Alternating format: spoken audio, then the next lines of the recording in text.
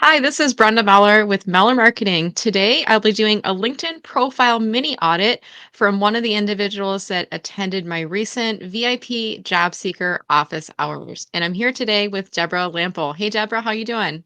Good. How are you?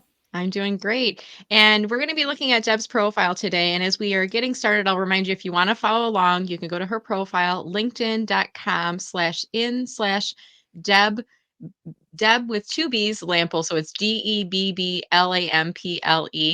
And as we're getting started here, Deb, is there anything specific that you'd like me to provide you feedback on as it relates to using LinkedIn for job search? No, I just like to hear some of your tips. Okay, great. And then tell me if you could, what is your targeted job title and your targeted geographic area?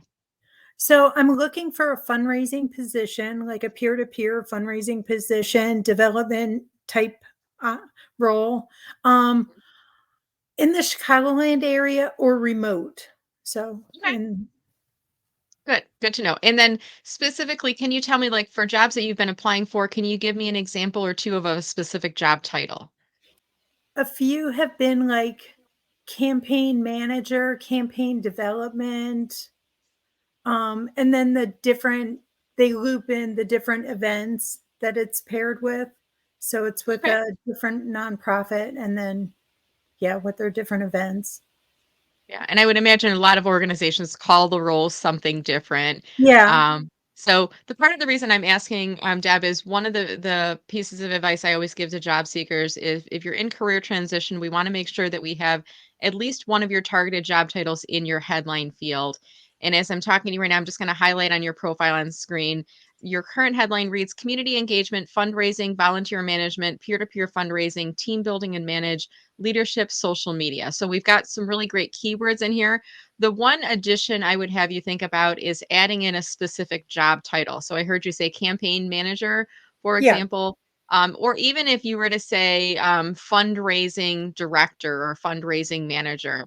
So Okay. having both a job function and a job title level in your headline will help because as recruiters and hiring managers are searching for candidates, they're looking for specific job titles typically, and having that at least one of those headlines in one of those job titles in your headline field will help you to come up in more searches.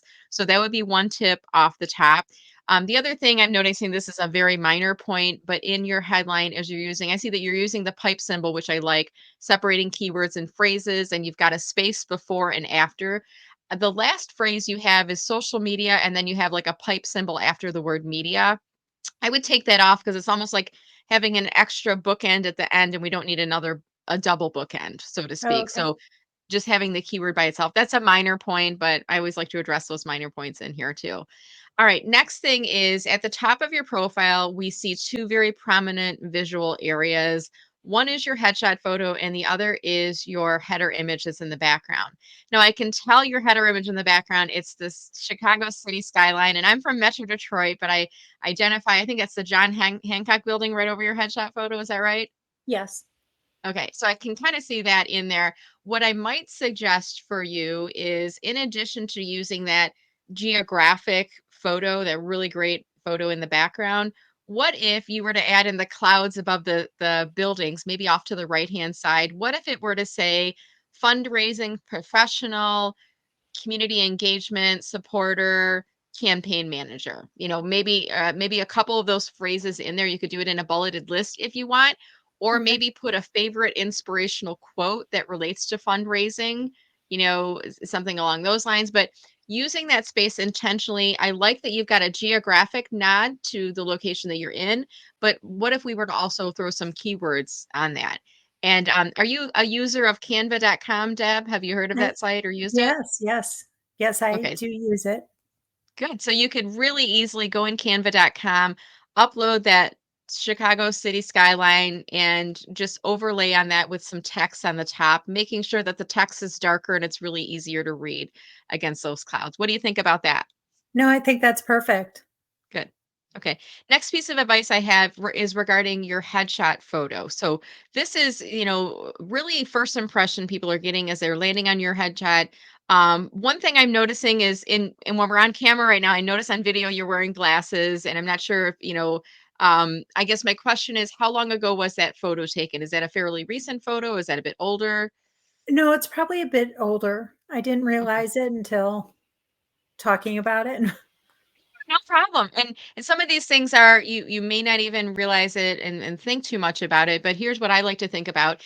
If I were to bring you into a Zoom call for an interview or bring you in person for an interview, your headshot photo should look like you today, or at least fairly recently. I would say within the past 5 years maximum, 2 to 3 years is really, I think, a little bit closer, especially for us women. We change our hairstyle, our hair length, our Yeah, hair color, yeah, our eyeglasses, things like that over time.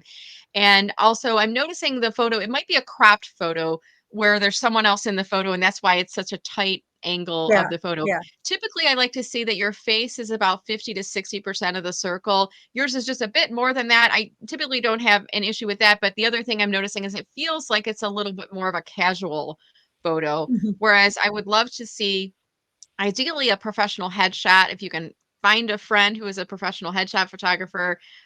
If not, you can certainly do your own photos on your phone, but just make sure it's not a selfie where you're holding the phone, because weird happens with your chin on that. But prop your phone up on a bookshelf, and maybe just take a half dozen photos yourself, against a clear wall.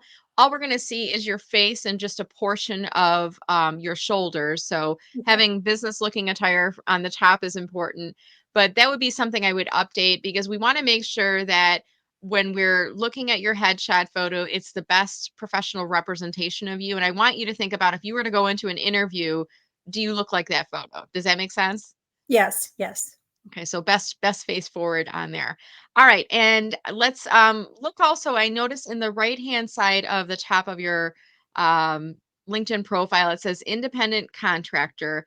Um, what you might want to do first is just double check the spelling of independent. I think it might be Oh, Dent. I'm not sure. And I'm like, maybe she's right and I'm wrong, but just double check the spelling of that.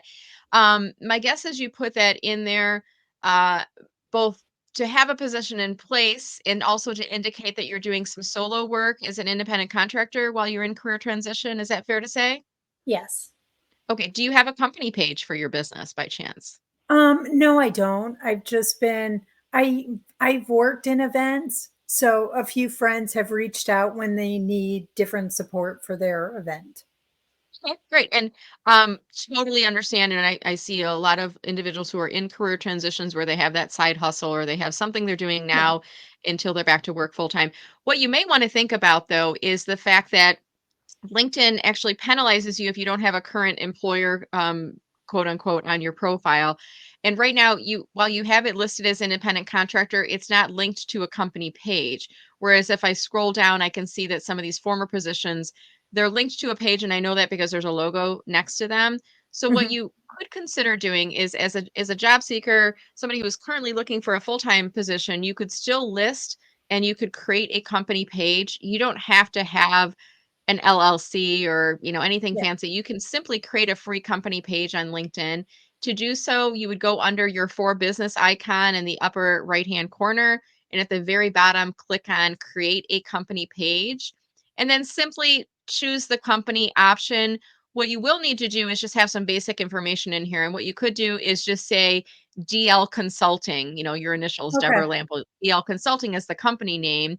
The website, you could just redirect them back to your personal URL. You don't have to have a website in place necessarily. And then you would have to have a logo. You could create that in Canva. They look for Yeah. a 300 by 300 pixel. So you could just create with your favorite color background, the text in white or black text on top of it, just DL, the initials Okay. DL on top of it. And then create a simple company page on LinkedIn. And what that will help you to do is actually to come up in more searches on LinkedIn, as a job seeker. And I know it seems a little ironic. Why would I create a Mm. company page if I'm Yeah. looking for a job, right? No, that sounds good. And then what I would also do is inside the description position where you currently list out, have worked with several running events, including, what I would probably recommend is to say, while I'm looking for my next full-time position in fundraising, comma, community engagement, comma, development, comma, I'm keeping active by doing part-time and project work as an independent contractor, supporting a variety of nonprofits and volunteer organizations. including, and then you can kind of list out the work. So that speaks to Okay. recruiters, and it says, hey recruiter, I'm looking for a job, but while I'm looking for a job, I'm keeping active. I've got some business on the side that I'm doing, but it also helps you to come up in more searches while also possibly supporting some additional work coming in. Any questions or thoughts on that?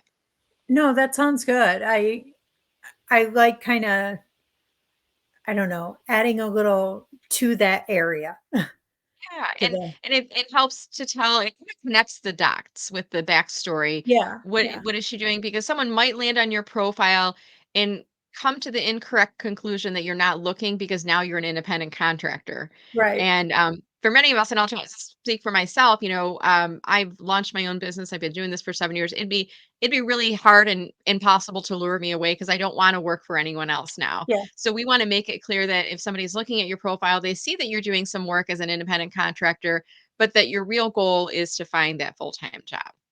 yeah. No, that's Yeah. perfect because that's one of the, even when I'm interviewing, it's kinda one of the choppy areas when they Yeah. ask what I'm doing, and I'm always going with, "No, I want something full-time," but I just think that's one of the questionable, choppy areas, so Yeah, and that'll it be a might be a good little, yeah, and if you're hearing these, this is like a question that's frequently coming up. I always like to address, the elephant in the room, so to speak. Like, are you looking for a job or are you not? What is this independent yeah, contractor? And in addition to putting that inside that experience section for that role, Deb, what I would recommend for you is that you also weave that into your about statement. So make sure that it's clear within the first few lines that you are looking for a full-time job. So I almost like to think about starting your about statement, if you're a job seeker, starting your about statement with something that makes it clear that you're looking for your next role. So, starting with, why should we hire you? So think about, the question is, why should we hire you? Deb, we're down to you and another candidate. Why should we hire you? And I would start right off the bat with, as an experienced nonprofit professional, I help organizations reach new heights. I do so by helping them to gain high visibility in their community through digital marketing and media relations. I'm currently seeking my next full-time position in community engagement, fundraising, or development in the greater Chicagoland area, or with a 100% remote position. To learn more, connect with me here on LinkedIn or email me at Deborah Lample at Gmail, whatever that email address is. yeah, So starting right off the bat to make it clear to people that you're looking for a job and that's your primary goal, then maybe in the second paragraph you say, while I'm in career transition, I'm staying active with part-time projects and consulting work through my business DL Consulting, where I'm helping a variety of nonprofit and fundraising organizations. And then you explain that backstory a bit, and you could say, yeah, to learn more, visit my experience section below or message me here.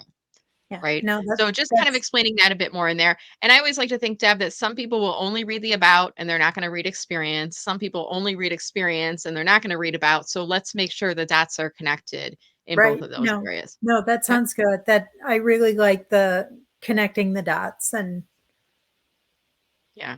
Wonderful. Well, I think, unless you have any final questions, I think we'll wrap this up for today. Any final questions?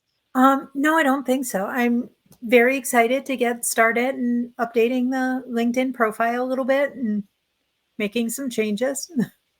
All right, great. Well, as you're working through those changes, Deb, if you do have any questions, feel free to message me on LinkedIn or email me. And a reminder, you can also come out to our Friday VIP Job Seeker office hours, which are the first Friday every month from 10 to 11 a.m. Eastern Time. And I look forward to watching your updates. Thank you so much for the opportunity to review your profile today. Great. Thank you.